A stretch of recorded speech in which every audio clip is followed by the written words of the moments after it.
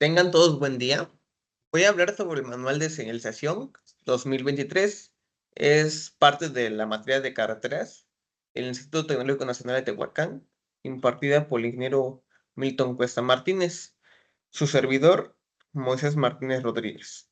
Bueno, para empezar, son ciertos temas, son tres que vamos a abarcar, que es lo que me tocó a mí, que empezamos con el de botones.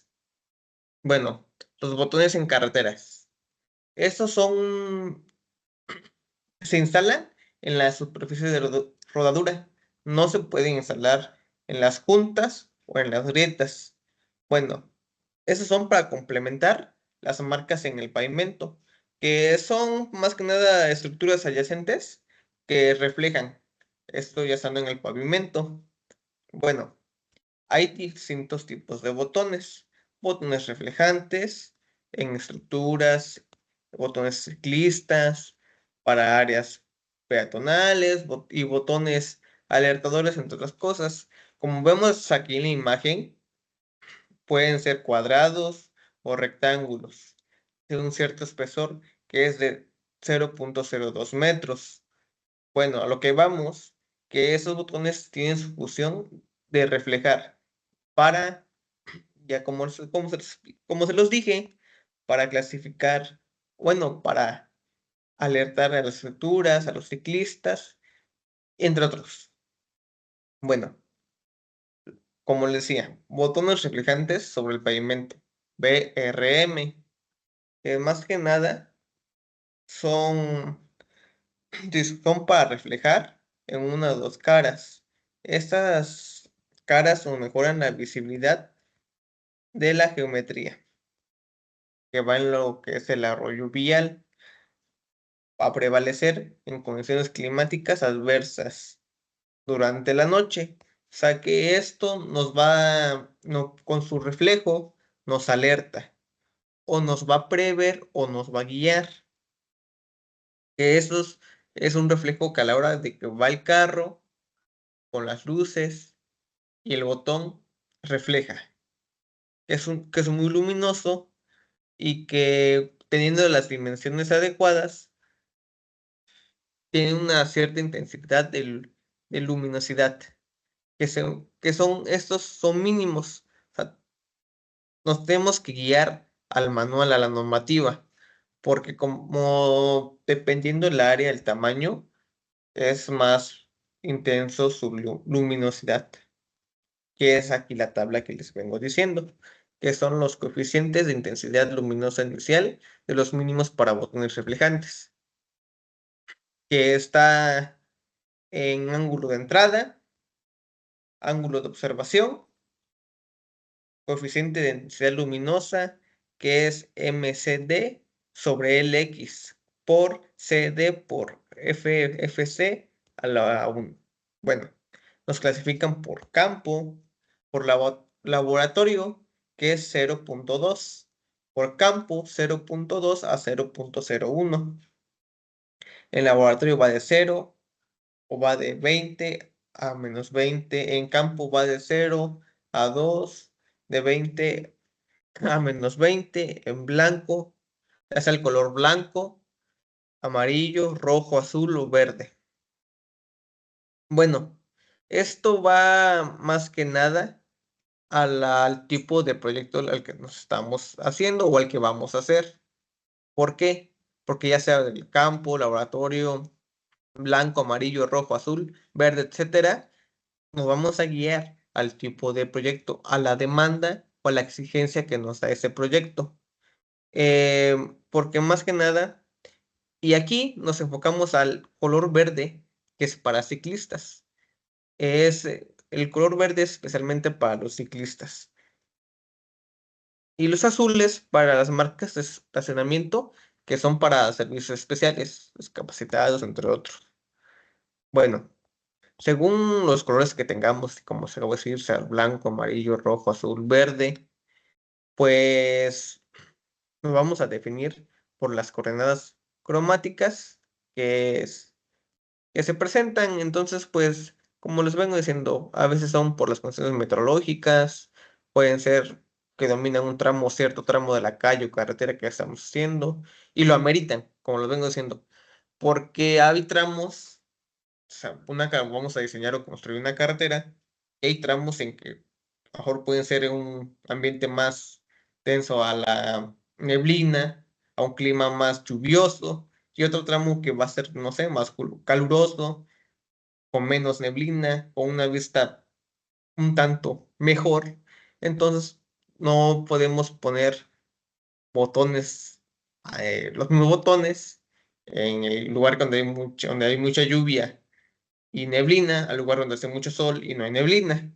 Entonces, pues, por eso vamos a hacer se hace un estudio y nos basamos a esa normativa o a esa metodología que nos da el manual.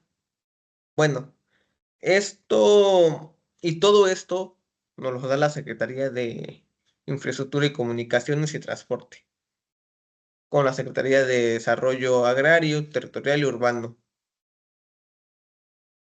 Bueno, se colocan, como les vengo diciendo, los botones se colocan en el pavimento sin perno y mediante un adhesivo. O sea, no se atornillan porque dañamos el pavimento. Y si hacemos una grieta al pavimento, sabemos que este se va a tender a agrietarse por la humedad que se le va a presentar o que se va a infiltrar en ese agujero. Entonces, por lo tanto, es un adhesivo especial para los botones. Entonces, después, miren, y aquí está una imagen que nos dice que deben ser una sección trapezial con un sentido de circulación de tránsito, o sea, que sea tanto de un cierto carril como para otro carril, se dé el mismo reflejo o haga la misma función de luminosidad. Como les vengo haciendo, o sea, el cuadradito de 0.1 por 0.1 metros, un espesor de 0.02 metros, el rectangular que es de 0.20 metros por 0.10 metros y 0.2 metros. Bueno, y seguimos como aquí en la figura, que ya ven que nos clasificaban los botones, y aquí nos dice que nos clasifican al tipo de ubicación, así como la orientación hacia donde queremos que esté orientado, porque, pues, le digo, sea un carril sea un carril o sea otro carril, son diferentes, son opuestos, entonces es dependiendo. Entonces, con eso nos vamos a esta figura, que es la clasificación, que es M-1, 1.1, 1.2, 1.3, y como ven, como no sean los colores, ya sea de un lado o del otro, pues vamos a atender digo, la tendencia, la exigencia que nos da el tramo y del proyecto en el que estamos trabajando.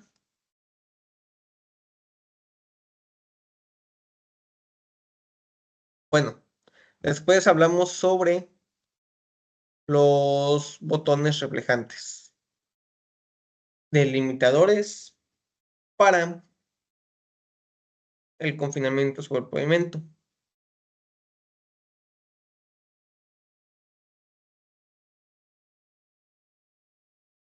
Bueno, y seguimos con los botones reflejantes delimitadores.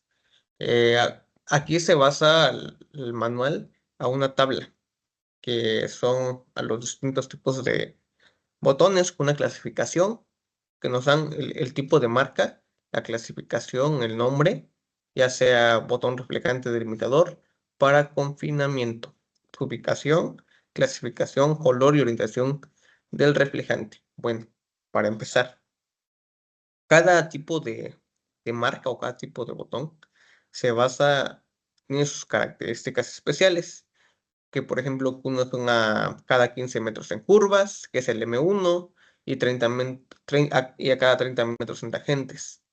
La descontinua sencilla, que se basa a 15 metros en curva y 15 metros en tangentes y un centro del espacio. Como lo vengo diciendo, cada tipo de botón tiene una clasificación y esa clasificación es para cada tipo de tramo o cada tipo de especificación, porque nos basamos ya sea al clima, a, a que se haya algún arroyo, algún paso pluvial, este, o que si es o dependiendo el tránsito.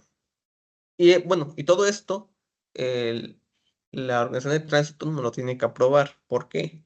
Porque no podemos poner un tipo de botón a lo loco.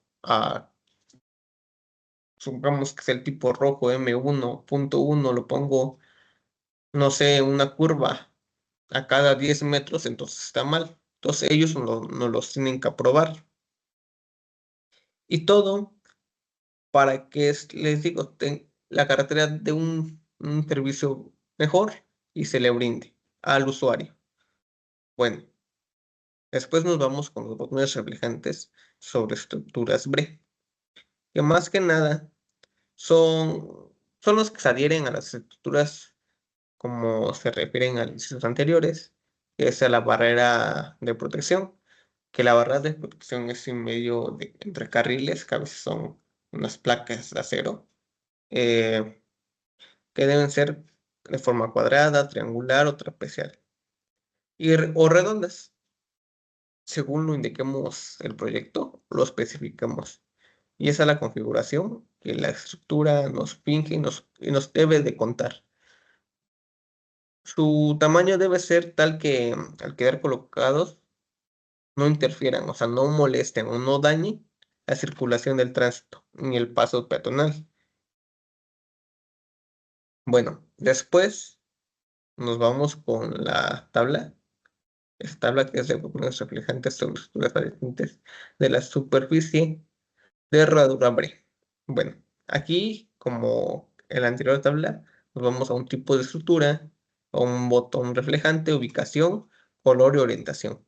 En el primero nos dice que es una barra separadora que, que está en sentido de circulación, que es una barrera central, como les vengo diciendo, que es cuando la barrera está en medio de los carriles y tiene que ya puede ser de concreto, puede ser de metal, una placa. Y cuando es y esta barrera se le pone a cada 30 metros con máximo alternadas. Bueno, siempre y cuando sean posibles que se instalen sobre la raya de la orilla. Y también dependiendo de la geometría de la carretera, condiciones operacionales del tránsito y los botones reflejantes de la barrera.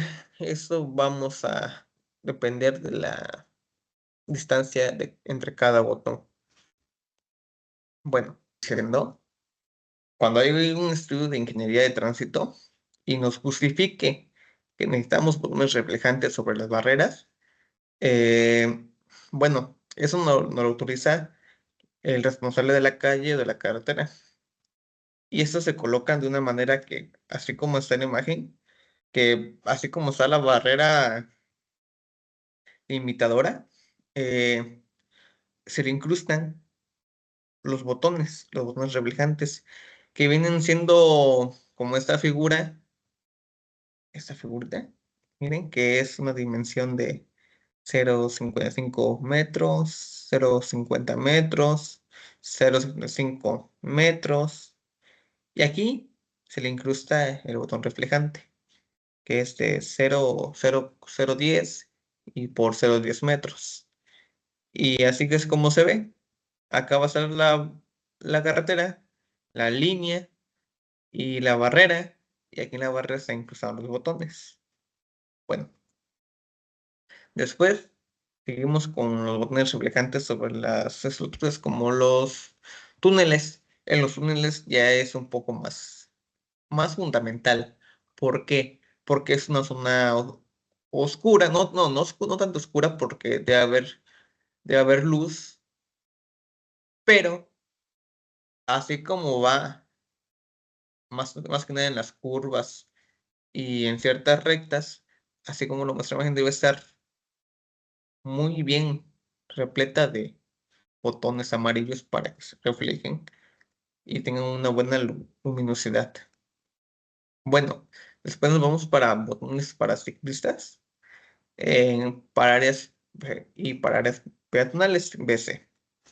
Esos vienen siendo igual con un diámetro de 10 centímetros, que es circular, que es con un pictograma de bicicleta, que es una imagen, como lo vemos acá, y deben estar al mismo nivel del pavimento para evitar que los usuarios tropecen con ellos, porque como es una bicicleta y se está alzado o tiene un espesor como los anteriores botones, pues por la velocidad y por ser una llanta no tan gruesa de la bicicleta, puede rebotar y ya va a mandar al ciclista. Entonces debe estar al nivel del pavimento. Bueno, los botones alertadores, que son el complemento de las rayas, con un espaciamiento logarítmico, y esto se refiere a los incisos, a que van unos sí, unos sí, uno no, así como si fuera a rayas, este, así como se muestra en la imagen. Mire. Lo mismo, se le coloca con un adhesivo especial sin perno, y este adhesivo pues debe ser compatible con el pavimento, y es una forma semisférica, o puede ser cuadradito o semisférica, que no debe ser no mayor a 100 centímetros cuadrados, o sea, debe ser 0,10 por 0,10, o si es redondo, que no de 100 centímetros cuadrados de área. Y ese espesor de este botón no debe ser mayor a 0,2 metros, 0,02 metros, entonces, lo que es 2 centímetros. Bueno, como les decía, aquí viene siendo así, una línea, otra línea, otra línea, otra línea. Esa es la forma en la que se acomodan los botones, o como ven acá. Bueno, seguimos. Ya es otro tema, que es delimitadores para el confinamiento DC. Los delimitadores deben ser de plástico, concreto, o un material resistente que cumpla con la normativa establecida de este manual. Deben ser de color amarillo y deben reflejar en las dos caras, ya sea la puesta o en la que uno viene, en la que estas caras pues incidan a que la luz proveniente de los faros que emiten los carros pues se refleje hacia los ojos del conductor. Entonces tienen que tener cierto grado de inclinación para que pueda llegar a los ojos del conductor. Bueno, después venimos con el delimitador para confinamiento del carril exclusivo del ciclista. Bueno, como vemos acá, hay carriles exclusivos para tránsitos de vehículos no motorizados, que pueden ser bicicletas, otros ejemplos de otros vehículos no motorizados. Es decir, que ese debe ser una forma irregular, y una sección transversal, que su base no debe ser mayor a 40 centímetros y no menor a 19,5 centímetros, con una altura de 3 centímetros. Bueno, es así como lo ven, tiene un espesor, esta vista frontal y esta vista isométrica, con esas especificaciones de medidas. Después, seguimos con el delimitador para confinamiento de carril exclusivo de transporte público. Bueno, acá, como en toda población, o para un servicio mejor que se quiere brindar de la carretera, entonces el usuario te traslada, o todos nos hemos trasladado en transporte público. Entonces, para el transporte público, como hacen paradas, como el usuario se pone en cierto punto y en ese cierto punto se para el carro, la combi, el autobús, pues tiene que ser una forma exclusiva que señale que es para eso, para el transporte público. Entonces nos dice que debe ser de una forma trapecial, una sección de una base mayor de 15 centímetros y no menor de 5 centímetros, una altura de 11 centímetros y una base mayor de 1,80 metros a una base menor de 1,43 metros. Es una textura lisa, como lo vemos, miren, debe ser larga, como lo dice, de 1,80 a 1,43 centímetros y con un radio, las redondeadas deben ser un radio de 1 centímetro. Bueno, seguimos con el delimitador para confinamiento de carril exclusivo en acceso a predios. Bueno, en este caso es una separación o nos hace separar los carriles exclusivos para el tránsito de vehículos que es, que es un exclusivo para tránsito de vehículos no motorizados, como lo viene diciendo, que es para transporte público, entradas a los predios o entradas y salidas de transporte público. O sea que son ciertos predios a los que solamente acceden vehículos no motorizados y transporte público. Después venimos con los limitadores de Galibo, DD-4, que son para usualmente indicar a los conductores los accesos a las calles. Eso va a una altura libre restringida, que depende de la estructura y el desnivel. Bueno, este es un tipo de portal que cubre la totalidad de los carriles en un sentido que va debajo de varios elementos abatibles que cuelgan de la estructura, con una altura de galivo vertical que es de 10 centímetros menor al galivo vertical libre. Bueno, consisten en tabletas de 7,5 centímetros y un ancho de 45 centímetros de alto. Bueno, y esto nos vamos, como les digo, tiene que cubrir la totalidad de los carriles de un sentido, que va debajo de la cual se exponen varios elementos abatibles que cuelgan de la estructura. Es como si fuera un arco, y miren, así como va el tubo, a cierta distancia, que es un tubo de 10 centímetros, y eso es un galivo. Bueno, seguimos. Bueno, seguimos con que los galivos, su importancia es de que es un tipo arco, tiene que pasar la altura de los carros más altos, que son los trailers, como vemos acá. Es un auto alto, a comparación de un auto clásico, un coche, una camioneta, pues sí es más bajita y pues pasa sin dudar. Pero el problema es un tráiler, que no tiene que pegar, o sea, tiene que pasar. No, el galivo no tiene que interferir.